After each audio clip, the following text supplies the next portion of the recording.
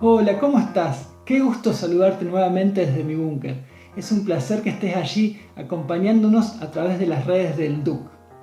Hoy vamos a continuar con la serie de mensajes Estrategias de Impacto. El tema que nos toca es escribiendo mis metas. No te lo pierdas, está buenísimo.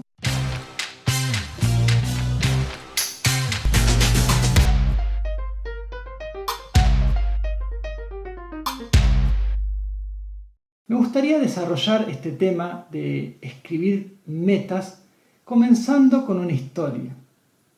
Al inicio del Renacimiento italiano existió un personaje un tanto excéntrico, Nicolás Maquiavelo, que se volvió muy famoso, muy reconocido luego de su muerte por haber escrito el libro El Príncipe, un libro que le enseña a los políticos, a los poderosos, a cómo mantenerse en el poder a través de estrategias ruines. Si vos lo leíste, probablemente encontraste una frase como: es mejor ser temido que ser amado. Terrible, ¿no?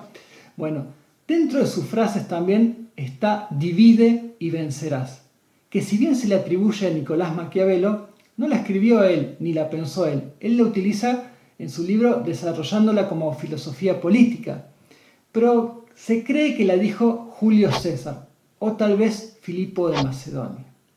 ¿Y por qué surge esa frase? Porque en el año 338 a.C., Roma estaba tratando de conquistar a la Liga Latina, un conjunto de 30 aldeas pequeñas y algunas un poco más grandes que luchaban contra el Imperio Romano para poder aplastarlo completamente. Pero no lo logran. Roma los vence, pero se le ocurre una idea al Imperio Romano, a los gobernantes de aquella época.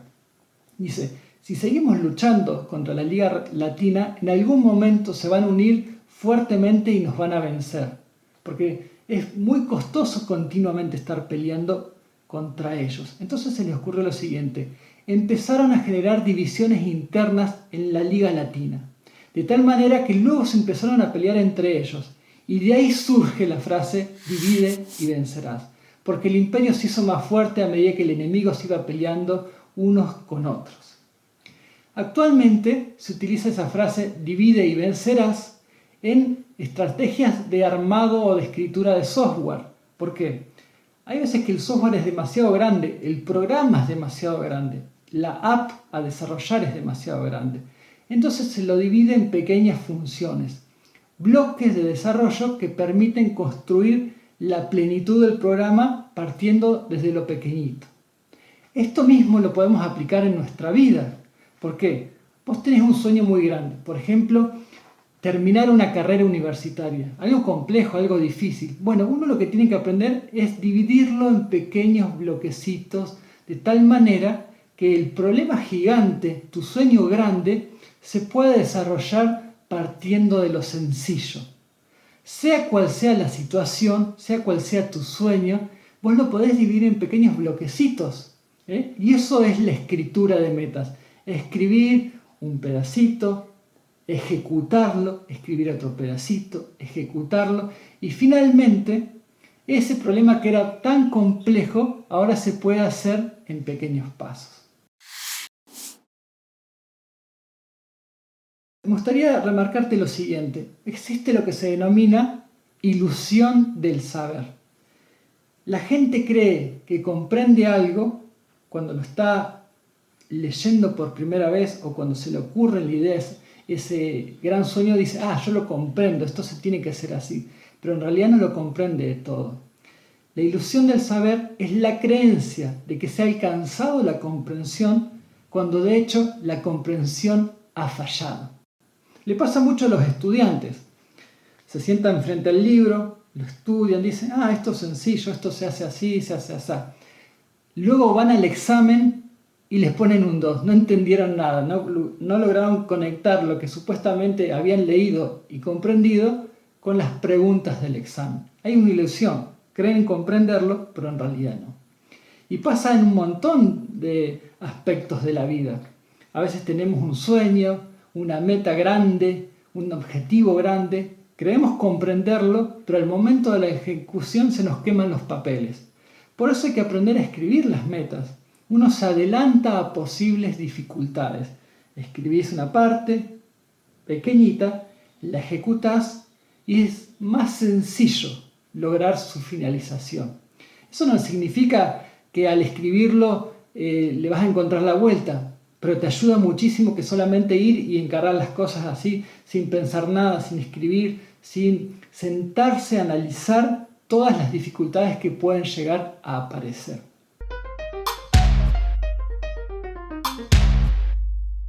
Un estudio realizado por Anders Ericsson, junto a un equipo muy grande de psicólogos y sociólogos y demás, llegó a la siguiente conclusión. Se necesitan 10.000 horas de trabajo, de estudio, de discusión, de práctica, para llegar a ser un experto. ¿Cómo lo podemos traducir? Si vos trabajás 8 horas por día, 5 días a la semana, vas a necesitar 5 años para ser un experto.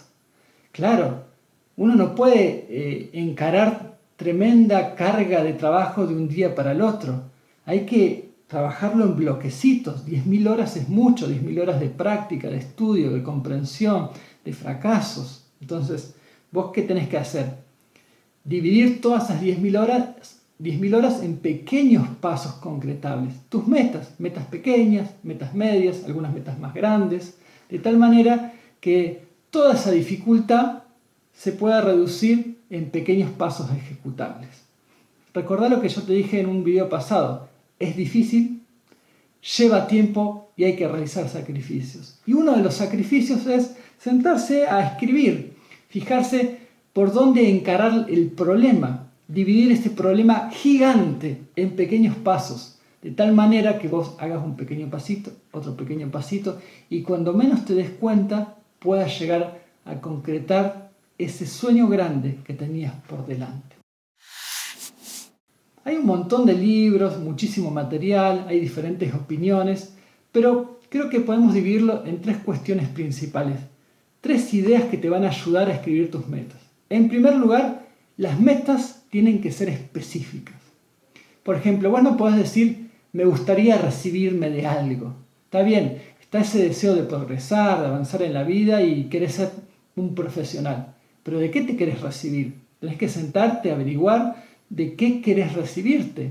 No es simplemente tener el deseo, me gustaría ser algo en la vida. No, por ejemplo, podés decir, me gustaría ser ingeniero civil, me gustaría ser abogado, me gustaría ser médico o lo que sea, me gustaría ser jugador de fútbol. Bueno, una meta específica. El segundo paso importante es, esas metas tienen que tener un plazo de concreción. Por ejemplo, querés recibirte de ingeniero en sistemas. Bueno, ¿cuánto tiempo vas a tardar en recibirte? No puedes decir, bueno, yo arranco y veo cómo me va. No, ponete un plazo, escribí las metas, es decir, esta meta de recibirme de ingeniero me va a llevar 5 años, o tal vez 6 porque tengo alguna dificultad. Bueno, pero te pones un plazo de tiempo. Y finalmente, en tercer lugar, las metas tienen que ser concretables.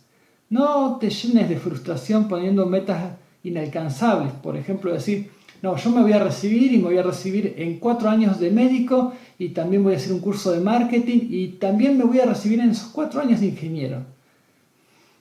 Puede haber una persona, tal vez una en 1.000.000.000 de personas, que tenga esa capacidad.